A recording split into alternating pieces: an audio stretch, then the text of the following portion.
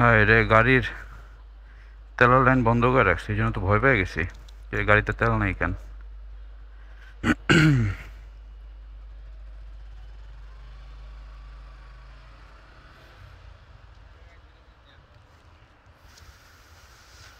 প্রতিবারই বাইক চালানোর সময় জাস্ট চেক করে নেই আমার গাড়ির স্ট্যান্ডটা উঠানো আছে কিনা, কারণ গাড়ির স্ট্যান্ড উঠানো না থাকলে একটা রিস্ক।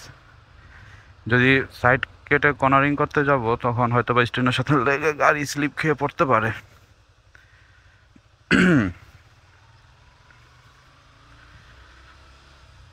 তো আজকে হচ্ছে শুক্রবার, তো যাচ্ছি জালকুড়িতে। দেখি জালকুড়ি গিয়ে কি অবস্থা, হালচাল। গাড়িতে তেলও নাই, তেলও নিতে হবে। আগে জালকুড়ি যাই, ওইখান থেকে আসার সময় আজগর পাম্প থেকে তেল নিয়ে নিব। আরে বাবা রে বাবা, সারি বইরা রাস্তার মাঝখান দিয়ে পার হইতেছে, কিন্তু পিছে দিয়ে বাইক আসতেছে, এটা তো খেয়াল করবো নাকি? এইগুলো খেয়াল করার টাইম নাই। মানি ব্যাগ মোবাইল ঠিক আছে? মানি ব্যাগ মোবাইল ঠিক আছে। আজকে ইচ্ছা আছে একটু শীতলক্ষা ব্রিজে যাব, শীতলক্ষা 3 নম্বর ব্রিজে, দেখি যেতে পারি কিনা। কারণ তাছাড়া যেই পরিমাণ জাম থাকে, এই জামে ওই সাইডে যেতে মনই যায় না। এরকম রাস্তা ফাঁকা থাকলে ভাল লাগে। একটু পর আবার রাস্তাগুলো বিজি হয়ে যাব। এই অটো, রাস্তা বিজি বিজি হওয়ার মেন কারণ হচ্ছে অটো। ওরে কাঁকড়া থাইমা আছে, হ্যাঁ একটা কাঁকড়া আমার ক্যামেরা আজকে ধরা পড়লো। চাষারা ফতুল্লা পঞ্চবটি, এই রোডটা দিয়ে আপনারা চাষারা ফতুল্লা পঞ্চবটি যেতে পারবেন। ওয়াও,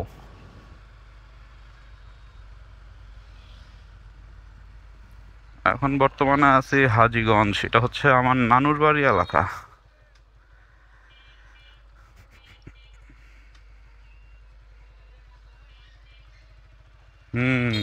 আর সামনে হচ্ছে তল্লা।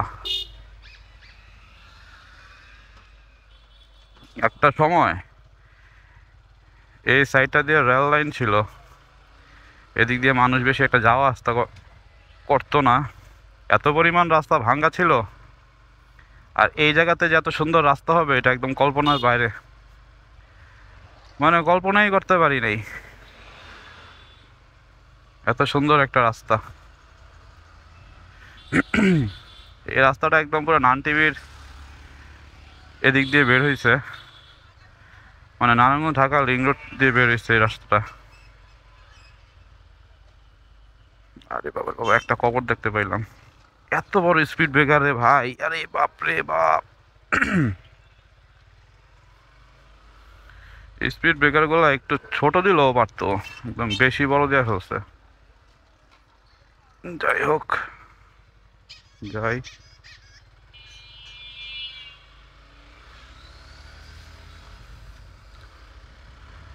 আজকে জানি রাস্তায় কয়টায় বিয়ের গাড়ি দেখি, শুক্রবার তো 2, 4, 5টাতে বিয়ের গাড়ি আমার ক্যামেরাতে আসবেই।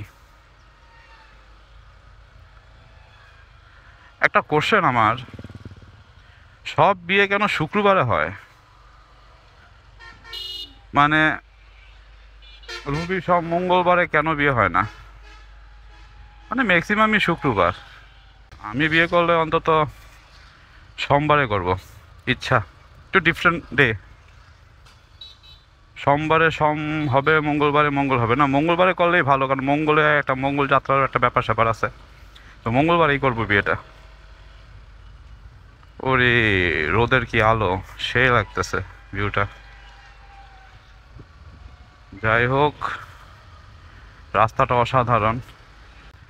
আমার মনে হয় নারায়ণগঞ্জের ভিতর প্রায় 50 থেকে 70 হাজার অটো গাড়ি আছে। মানে যে রোডে থাকার দরকার 200-100 অটো, সে রোডের ভিতরেই অটো আছে 500-700-1000। যদি এত অটো থাকে তো জাম লাগাটা অস্বাভাবিকের কিছু নয়, স্বাভাবিক।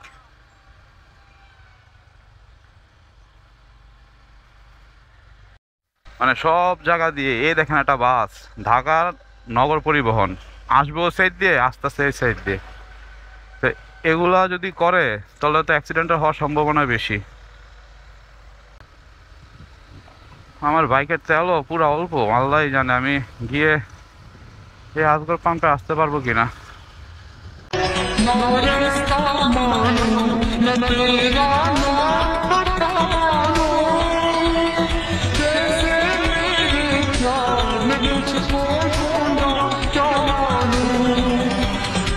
আপনার মনে করেন একই ফেজে 7 জন লোক হয়। হ্যাঁ, না না না, মনে কিছু কষ্ট নেই, হইতেই পারে আপনার ফ্রেন্ড। আচ্ছা আচ্ছা আচ্ছা, হ্যাঁ ফেস পরিচিত এই জন্য হইতে পারে। ঠিক আছে, না না, আল্লাহ হাফেজ।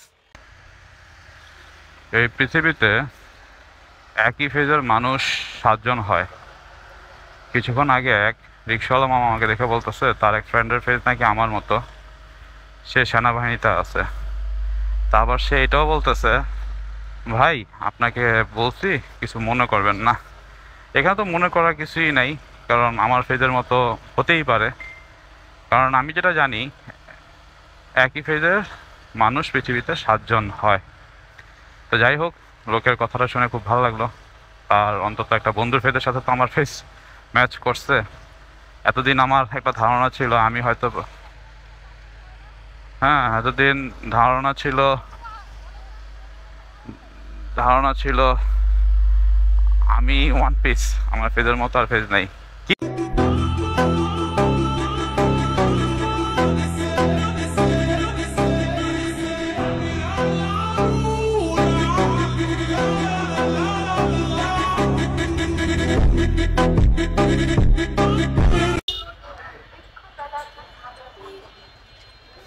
তুমি যাইবা কই, একটা ইয়া রাখো, মানে পান খাইতেছো আর যাইতাছো,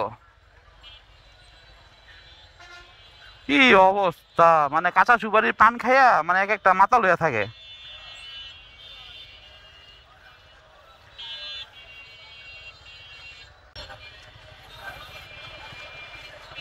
কতক্ষণ ডান কতক্ষণ বাম, বাম ডান করতে করতে পিছন দিয়ে জাম বাজায় ছেড়ে দেয়। আর আই থিঙ্ক এখন পূজা তো,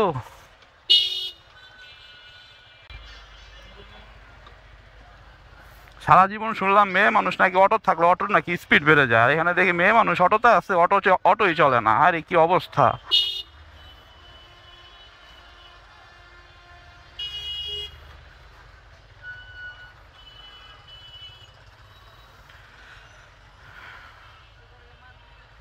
এই রোডটাতে আমার মনে হয় 2000 অটো আছে।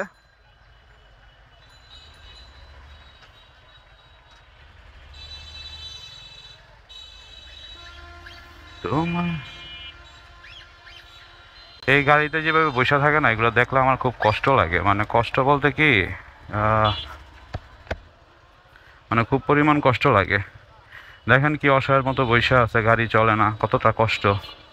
আসলে এই মেয়ের কষ্টটা আমার মানে দেখে খুব কষ্ট লাগতেছে।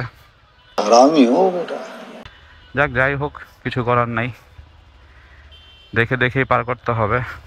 লক্ষা ব্রিজ চলে আসলাম। বাবারে বাবা, এখানে দেখে এখন খুব গাড়ি ঘোড়া যাওয়া আসা করে। যাই হোক, উঠি আলহামদুলিল্লাহ। এখানে আবার শুনছি প্রায় প্রায় নাকি অনেক অ্যাক্সিডেন্টও হয়।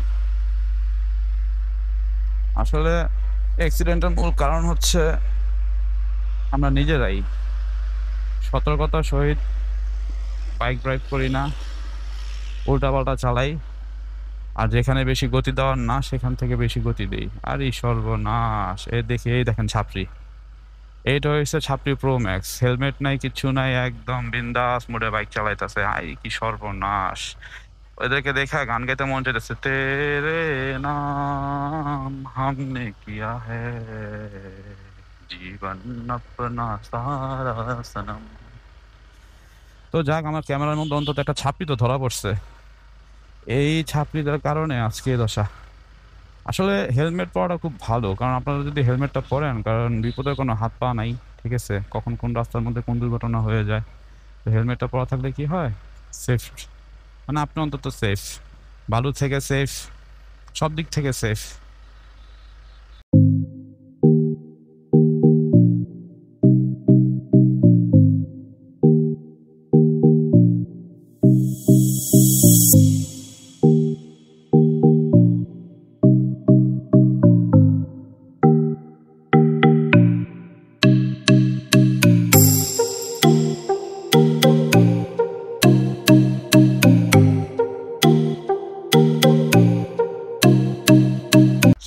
এ হে অ্যাক্সিডেন্ট, কি অবস্থা, আল্লাহ মাফ করো, এগুলো যাতে আল্লাহ শত্রুকে যাতে না করে।